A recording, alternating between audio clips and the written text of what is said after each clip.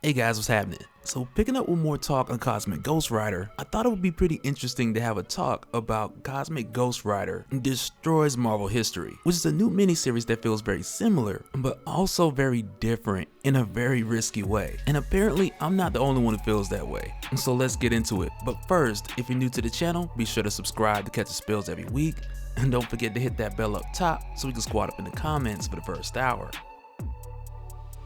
Alright, so first and foremost, I gotta say that this narrative isn't so much like your Punisher kills the Marvel Universe, or even Punisher versus the Marvel Universe, or any other of your Punisher wild slaughter narratives, which take place in an alternate reality, which is what allows them to go just crazy, because at the end of the day, the writer doesn't have to fix anything. They could just kill everybody off in the narrative and then just leave it at that. But with Cosmic Ghost Rider Destroys Marvel History, as wild as it sounds, this actually takes place within Marvel history, which is like the perfect miniseries to do. Very risky, but the perfect one to do. Because if you guys remember our talks about Cosmic Ghost Rider throughout his origin, and really for the most part picking up after he was already the Punisher, because for the most part all my Punisher videos are like completely separate from this playlist. But with Cosmic Ghost Rider's history, picking up with him being killed as the Punisher by Thanos, which is something we saw play out in Thanos Wins, to where as a result Frank Castle made a deal with Mephisto, became the Spirit of Vengeance, but with him coming back to Earth after that devastation, there's like nobody really there to serve vengeance upon, so it drove him to madness, to where he eventually met Galactus, who was looking for Reed Richards, so he made a deal with Galactus to where he gained the power Cosmic. Then Galactus was killed by Thanos, who then chopped off the head of Galactus and sat in it, which is highly disrespectful. But with Frank Castle and Thanos not being able to kill each other, Frank Castle sided with Thanos for a while, to where eventually he was killed by the Silver Surfer, which sent him to Valhalla, to where Odin found him not as a good fit, with Frank being a fighter and continuing to do so even in the afterlife, to which then led to the point of Odin not only restoring Frank Castle back to life with all of his powers, but also allowing him to return to any point in time, to where then he chose back to when Thanos was a baby in order to undo everything Thanos has done. And with that not necessarily turning out the way that he planned, and more so turning out into him attempting to raise Thanos the right way, this took us through a number of other crazy adventures, which we talk about more earlier on the playlist. But what I didn't talk about, which we really didn't know up until this point, is that when Cosmic Ghost Rider went back and dropped off the baby Thanos, setting things right, all the way from that time up until present day, he has been just stuck in the past and just lingering around in the Marvel Universe. And so now of course we knew that later on throughout the course of Infinity Wars that Cosmic Ghost Rider was still around, because we had seen him pay his last disrespects to Thanos not too long after his death. And within that moment, him meeting Eros, the brother of Thanos, which is something that led to more of your current events in Marvel Comics. But although we had seen this, we didn't know if he had jumped to this point, if he had been jumping around throughout time, but instead we get all those answers now. And history will never be the same as a result. And we start the story of this history the day before his family gets killed. And I remember a while back, like when we were talking about him going back in time or having the opportunity from Odin to go back to any point in time, like why didn't he just go back to this day? And I feel like a lot of you guys answered that for me, just kind of coming to the conclusion of Frank killing two birds with one stone, using that one opportunity to take care of Thanos, and then eventually come around to the time when his family was in danger and then take care of that, which in addition just gave us a great story as far as the whole Thanos baby, even though it didn't quite work out. But with Frank Castle here at the doorstep and he knocks on the door, the first person that he's greeted by is his son Frankie, who to Frank is cuter than he even remembers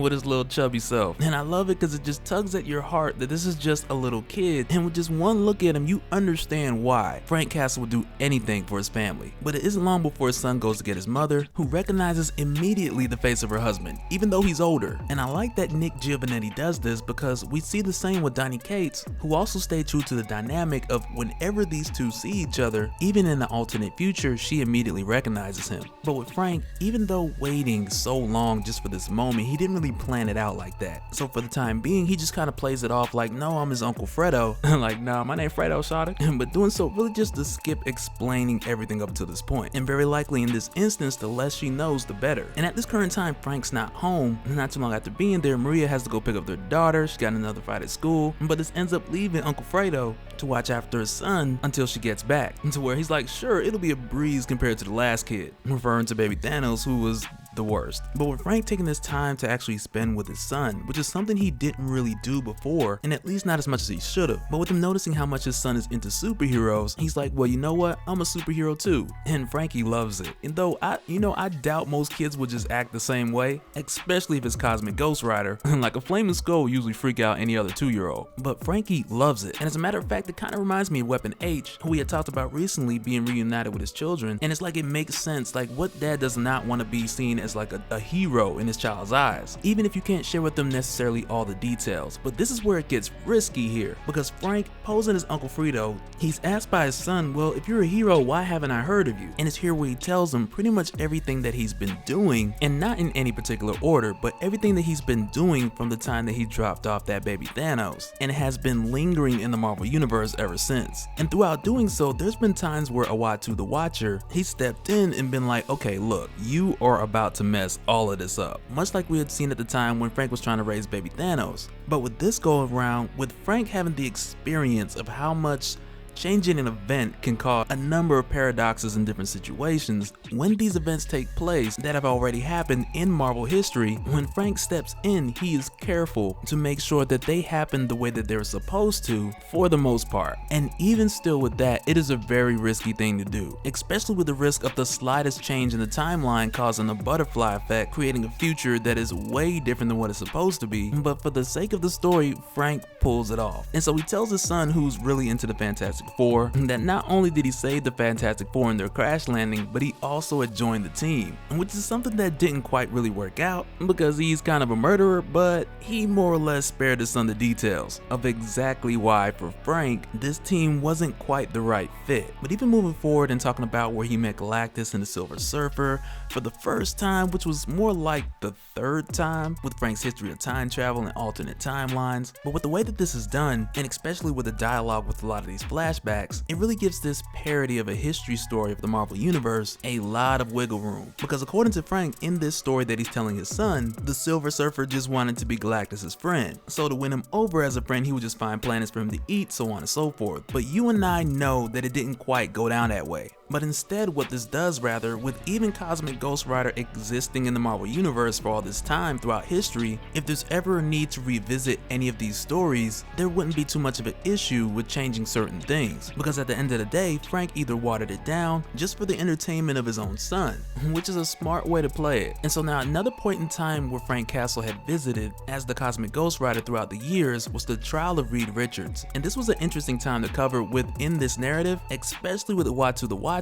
giving Frank Castle such a hard time for intervening in so many things, which is exactly what Uatu the Watcher does. But this was one of those things at the time of the trial of Reed Richards, to where after Galactus was stopped from devouring Earth and was sent to Throne World in this history by Cosmic Ghost Rider, which pissed off the Silver Surfer by the way. But here even still, Reed Richards and Galactus were put on trial, and Galactus obviously for eating worlds, but Reed Richards was viewed by the Shi'ar as an accomplice after saving Galactus on one occasion. And of course, this go around, he was represented by Cosmic Ghost Rider, who got all charges dropped, but as he said, was also the only person who would say yes to representing him. Well, he wasn't the only person who said yes, but he's the only person who did it differently without completely destroying history, which is once again so dangerous. Because if I recall correctly, I believe that Odin had stepped in and said like, well, Galactus is from another universe, and him eating planets is no different than like a supernova, and when he goes to challenge a world per se, they're either made better by it, or they're just meeting a fate that was promised at the end of our universe. But then Galactus had finally appeared, and what he ended up doing was summoning Eternity, and when Eternity showed up and just opened the minds to everyone there, connecting the history of Galactus with the scope of the universe as a whole, at that moment the case was closed because no one could really deny the cosmic truth, which had lined up with much of what Odin said. But as far as another part of history, which I'm pretty sure is one that happened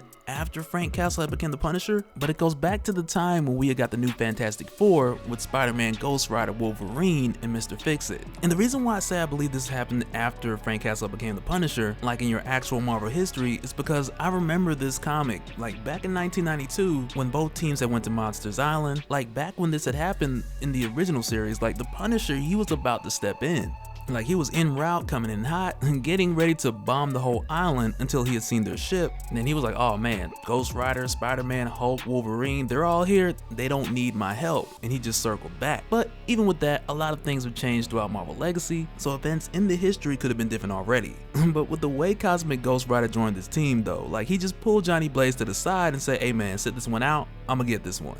But it's funny because when they get there, like when they meet up with Sue Richards, who's actually a Skrull in this case, who had tricked these guys into believing that the original team was dead, Spider-Man's just like, wait a minute, don't you guys even realize like that's not the same Ghost Rider? Like, dude is drastically different. But as it plays out, which is very close to the original storyline with Monsters Island, to where they figure out Sue's a Skrull, which is something that Frank takes a bit more credit for than he should. But with Frank telling his son all these stories, which are loosely based on the way that things went down, much differently than they should have, it really just serves the purpose of him having this time with his son while giving us some fun reenactments, but not to be taken too serious to the point of saying, okay, well, this is how the Marvel Universe went and how it's changed since the arrival of Cosmic Ghost Rider, with him ever so carefully making things go down close enough to the way that they went down before so that it didn't cause that much of a change. And so after a while, eventually his wife comes back, and with Frank knowing that the time is getting closer to the actually time where his family passes, he takes a minute to go to the bathroom and kind of get himself together. And then behind him comes Uatu the Watcher, who is pissed because he feels like Frank just won't listen, and with him being involved in so much that he's tiptoeing on the line of disaster. But that'll do it for this one, guys. This reminds me a lot of more of your Deadpool kills the universe, and probably because Nick Giovannetti has written plenty of Deadpool before, and seeing his take on Cosmic Ghost Rider, who has gained more of a sense of humor since just being the Punisher, and I mean that's just the way that Donny Cates created him to be. But I feel like it works with Cosmic Ghost Rider, and you can kind of blur the lines with the same type of story you would do with Deadpool with Cosmic Ghost Rider. But let me know your guys' thoughts down in the comments below, and we'll do it again in the next one. Alright, later.